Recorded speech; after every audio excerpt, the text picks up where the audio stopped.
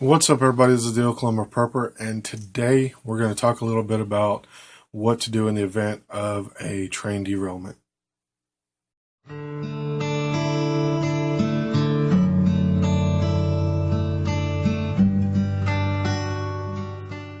So today we're going to go over a couple of things. First thing we're going to go over is, of course, what to do in the event of a train derailment. We're also going to go over what can cause a train derailment. Excuse me. Today is November 22nd on Wednesday. So happy Thanksgiving to all of my viewers. Hope you all have a blessed and safe holiday. This event happened just like the title says. It happened Monday afternoon or Monday evening. A train derailed behind my house. And I wasn't home. I was out getting some new toys for my chainsaw, which there will be a review on chainsaw review coming up. So make sure you guys are watching out for that as well. But I was coming back from Texas with some new stuff that I got for my chainsaw and a few other stuff. And just south of where I live, the highway going out of town, it cuts off to an old highway that eventually turns and it turns and crosses a railroad track to somebody's driveway. Well, when I started to come up, you can see the railroad runs right alongside the highway, and I've worked around trains a lot, so I know a lot about trains. So I'm always watching, see if there's a train there, and I saw the lights, and I was like, "Hey, there's a train," and it looked like it was reversing because the forward headlights are on bright, and the trailing locomotive lights are usually on dim. So it looked like it was reversing, and then I was like, "Hey, yeah, they're going backwards. They're probably pulling into the siding here in town." Well, once we got alongside that crossing, about a quarter mile off the highway. Sorry, somebody driving by. Once we got alongside that crossing, about a quarter mile off the highway, you could see red and blues, and immediately I assumed that somebody didn't see the train or hear the whistle and tried to beat the train, because there was no flashing lights and bell or gate at that crossing. It's just crossbucks. So that was my assumption. I had a couple things to do here at my parents' house whenever I got back in town, so I went by their house and told them, what was going on, what I thought was going on. And said, I don't know. I haven't been home to check the radio. Don't know what's going on for sure. That's what my assumptions are because of the situation that was going on there. Well, I come home and I'm always listening to the railroad and my local police, fire, and EMS on my radio because, in the event something does happen, a train does derail and I'm home, I can be one of the first to hear about it on the radio. It's aside from obviously hearing the wreckage, near my house. The track is actually from where I'm sitting is 3 blocks away from my house. So, it's a little bit, it's a little nerve-wracking, especially now since there has been a derailment.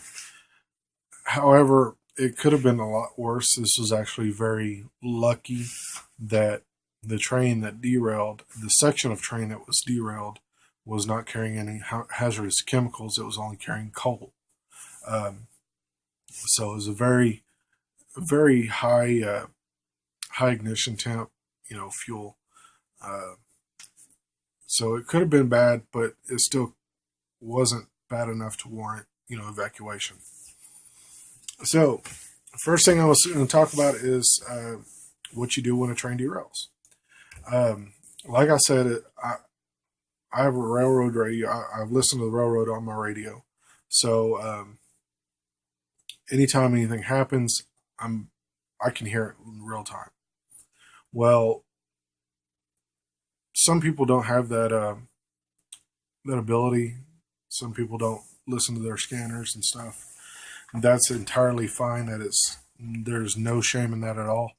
Um, However, it really does help a lot to know what uh, is going on the rail lines, because in the event that the train does derail, then you want to be notified as quickly as possible. And that's one of the best ways to do it, because it really takes quite a bit of time from the time the train crew notifies the dispatcher that there's been a train derailment. Then the train dispatcher has to, I guess, Google um, the local police department and sheriff's office numbers and notify them as well. And then that goes through another dispatcher. That's the 911 dispatcher. And then it goes down to police, fire, and EMS, depending on the type of call, depending on how bad the derailment is. So you're going through two dispatchers and a total of about 4 different people before you're notified.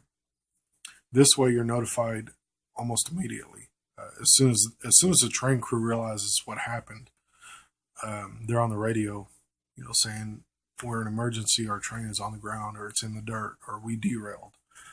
Um, so when a train derails, you don't really want to stick around to find out what chemicals have been released. That's something you do not want to do in the event that it could be some type of very noxious gas, like a H2S or sour gas. That's one of the scariest gases they are, and it messes with your central nervous system. So that's definitely something I don't want to stick around for. So as soon as the train derails, you want to grab your stuff, and that is a true bug out situation. I mean, instantaneous. As soon as you find out that there's train derailment near you, you want to be gone. So that's when your bug out bags, your family's bug out bags, your evac plans come into play. So you want to make sure that you're ready to get out in a moment's notice. Where are you going when a train derails? Well, one of the things you want to take into consideration is wind direction, and speed. So if your winds are coming out of the north from a southerly direction, then you want to drive north, or you want to get out and go north away from the derailment site. And what that's going to help to do is that's going to help to keep those gases downwind of you. That way you're completely at the opposite direction of the flow of those gases and those chemicals.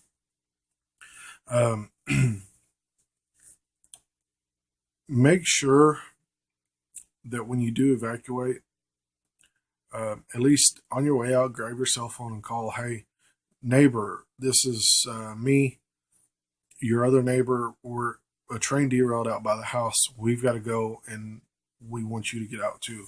Try to notify as many family members, friends, neighbors as you possibly can to help save them as well. They may not know what's going on.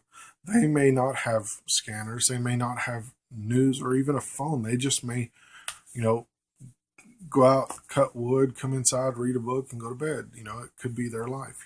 I don't know.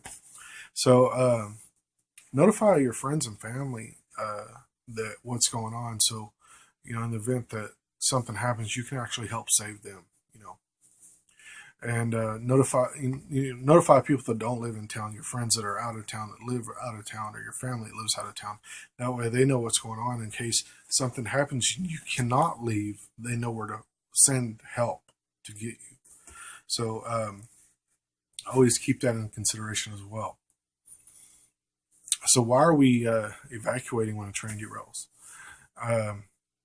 Trains carry lots of bad stuff.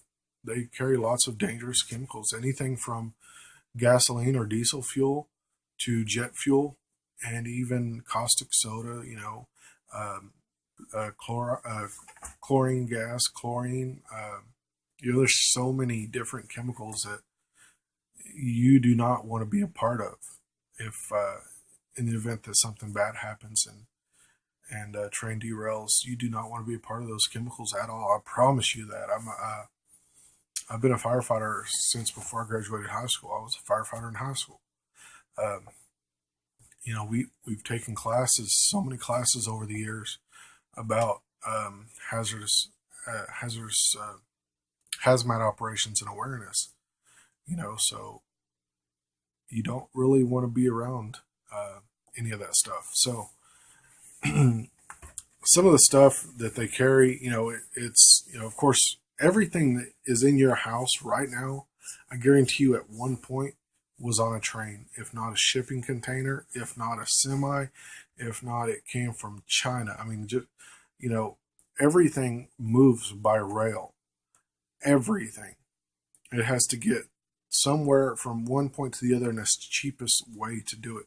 You can move a truck from California to Oklahoma for $250 by rail. So, I mean, it's cheap. And, it's trains are getting bigger, trains are getting longer, trains are getting heavier, trains are getting faster. And those combinations are not good. So, make sure that if in the event that a train does derail, you want to be as far away from it as possible. All right, so what happens? What caused this derailment? This particular derailment that happened behind my house was caused most likely due to weather change. And in fact, later on the next day, the next morning, I believe, there was another train derailment in central Oklahoma as well. The same situation, not a lot of bad chemicals, very, very, any train derailment's bad, but there was no chemical spill. So that's always a good thing. So, what happened more than likely is when metal heats up, it expands. When metal cools down, it contracts. Lately, our weather has been freezing at night, beautiful during the day. So the weather I'm sure, was a huge contributing factor to the situation. And according to what I heard on the railroad radio last night, it happened at the crossing. So, a rail had most likely expanded during the heat of the day and constricted during the cold at night. And somewhere in there, a train may have crossed and broken a rail, and nobody knew it. And they're really hard to tell unless you're absolutely out there looking for it. They're really hard to tell, even for track maintenance crews, especially if they're not out there specifically looking for the broken rail. So what happened is most likely that situation, and it's probably not going to be the only train derailment we have. I guarantee you there will probably be at least two more that I'm notified about in my general area before the end of the year. So, trains are not biased. Trains are not going to say, I'm going to derail here and only here and not derail over here. That's not true. Cajon Pass in California is one of the most dangerous train wrecks in recent U.S. history. Train had lost their air, they lost their brakes, and went down the Cajon Pass at, I believe, over 100 miles an hour. I think, maybe. Very high rate of speed, taking a curve, took out lots of houses. Property damage was insane. Injury was insane, of course. And of course, during the cleanup of that train wreck, the equipment, the heavy equipment, possibly fractured a gas pipeline below, and 3 days later resulted in a pipeline explosion. So in the event that there's train derailment, there's not just one thing you have to look for. There's multiple factors in there that you have to be aware of. So I think that's going to be it for now. Train derailments. Get out fast. Get out now. Go upwind. Stay upwind until authorities say it's clear, that you can go back home and it's safe.